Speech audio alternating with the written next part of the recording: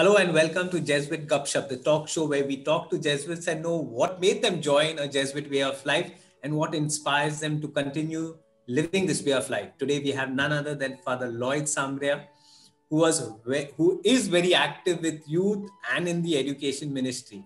Presently, he is at Manmad as a teaching faculty.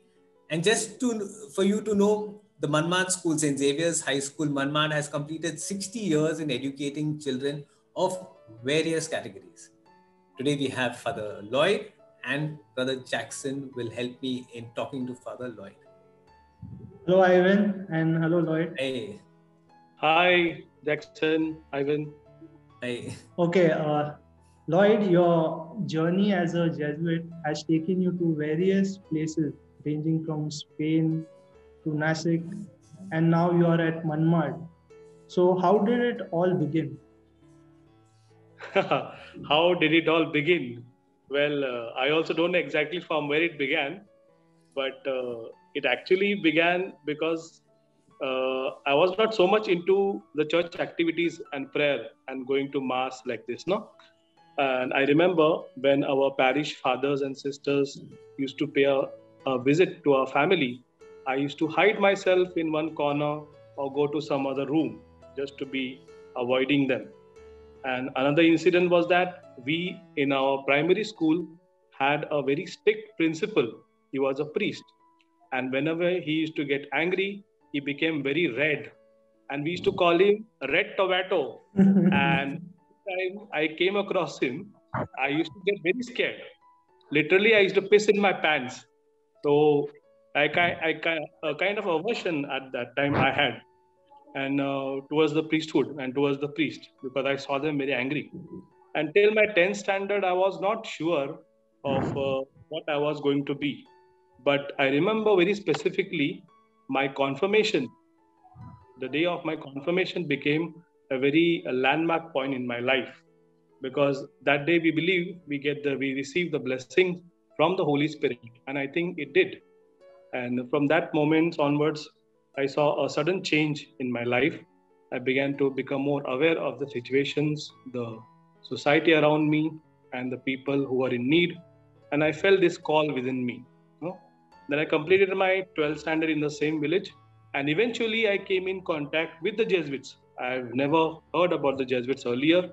I just came in contact with the diocesan priests and the Capuchins, the Salesian, but never heard about the Jesuits. But there was a Jesuit brother who came from the Gujarat province who took us for a camp, for a vocation or a work camp. And there I developed this liking, and I joined.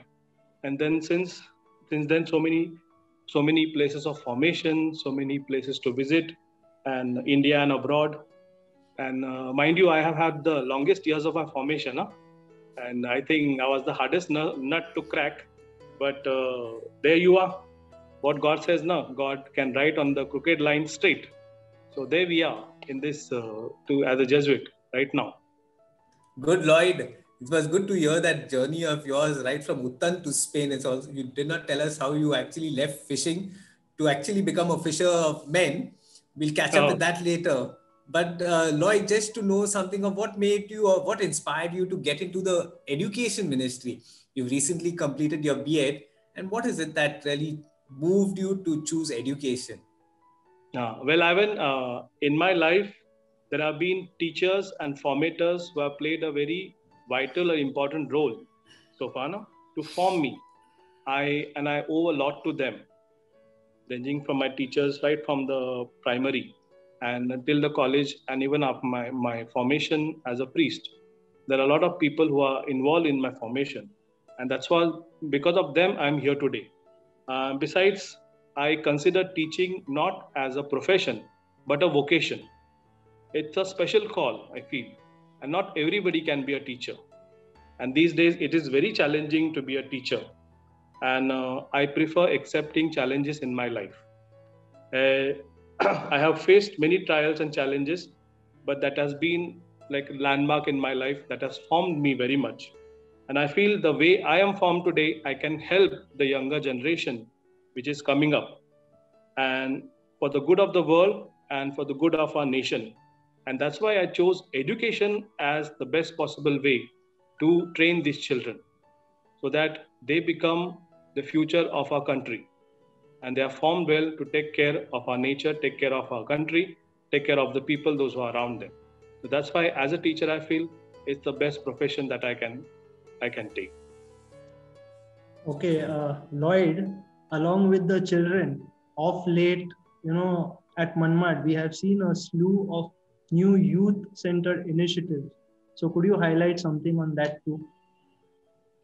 Well, yes, Jackson, youth is my passion, and I'm also youth, still. I was here at Manmad for my regency way back in 2013, and when I came back as a priest after my ordination after 2 years, most of the students have grown up into energetic youth, and thus I began collecting the ex-students of the school through social network like Instagram, starting a page of old memories and pictures, images. Right now, I have more than 1,000 youth join in that page. Those who view those images and send a lot of comments, all are our ex-students. And through that social media, I plan to bring them together on one platform where I organize various activities and build them as a youth body. And this brought a lot of joy and happiness to them. And mind you, there are very few Catholics or Christians here. And most of the youth are from the other faith. And for me, it is like I accept youth from everywhere. I'm open to youth from all the faith, all the religions. There is no barrier or limitation put that they have to be a Catholic youth. For me, caste or religion doesn't matter. I encourage all the youth who come in contact. Then I saw a lot of youth this side preparing for exams like MPSC and UPSC, and they were in need of a place to study. Most of them are studying in their homes or studying in some places in rooms and all. Then I planned this initiative of starting a reference library, Xavier's reference library for such youth who are preparing themselves to be future administrators of the country. And thus we began the Xavier's library with a community initiative.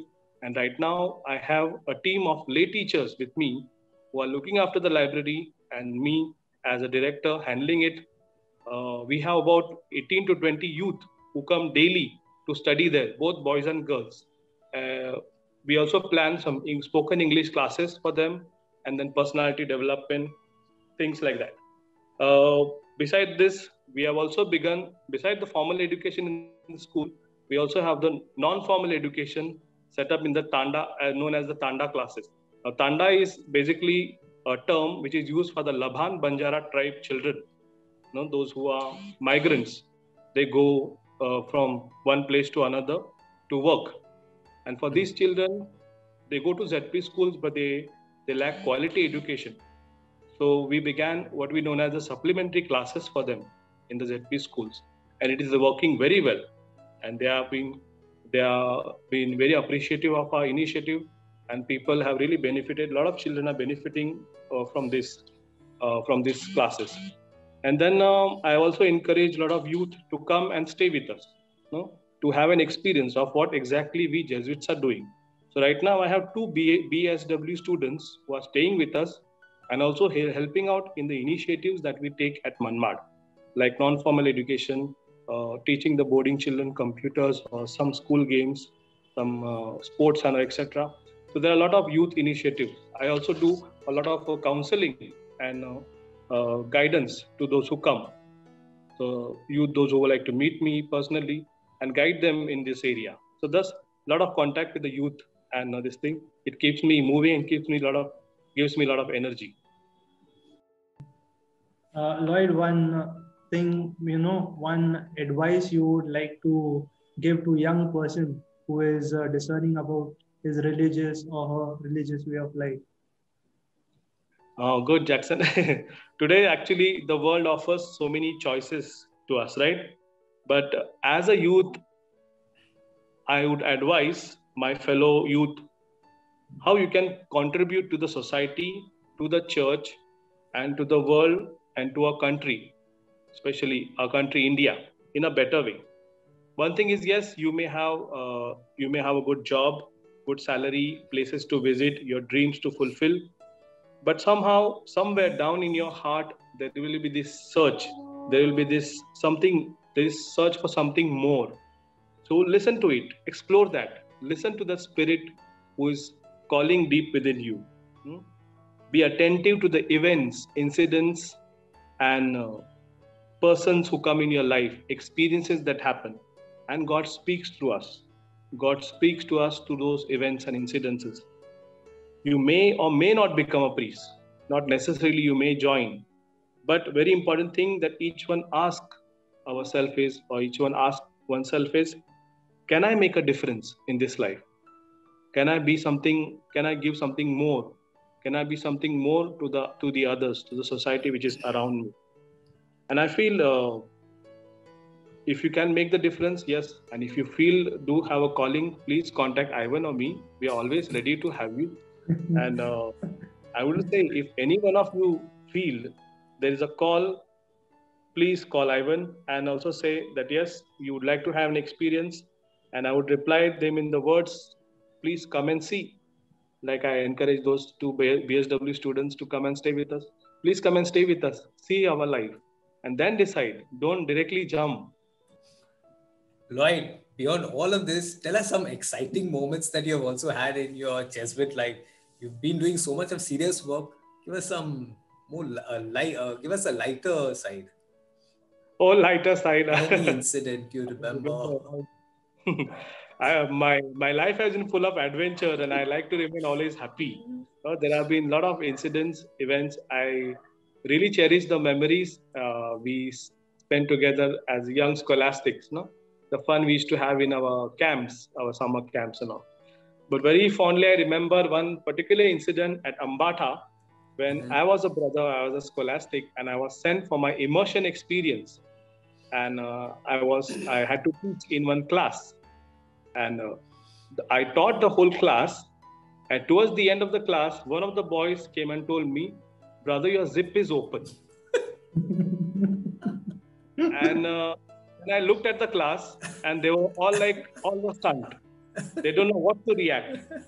And then I said, let me break the ice. I said, kadi hawa sodavi lagte. Everybody began laughing.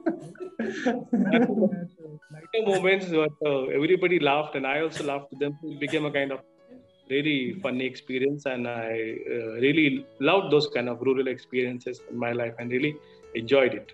And I always remember one thing is, keep a smile on your face, because smile attracts a lot of people, and that will make bring many more people close to you and close to God. So that is what it is. Be happy and be joyful. Yes, Lloyd, we will be able to go on and ask you many more questions, but I don't think people will sit down and watch us. But we really thank you for sharing with us so candidly your experiences, your journey to becoming a Jesuit, your passion about teaching and getting education across to everyone, because you've appreciated it and you would like to share that same experience. Also an advice to you to search for what God is really calling us.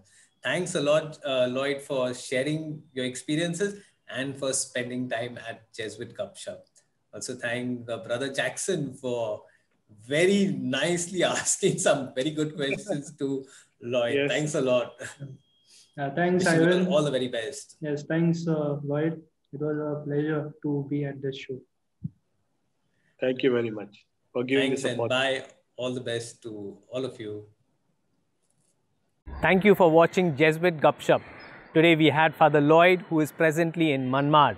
If you feel like helping the Jesuit mission in Manmad, here are the details.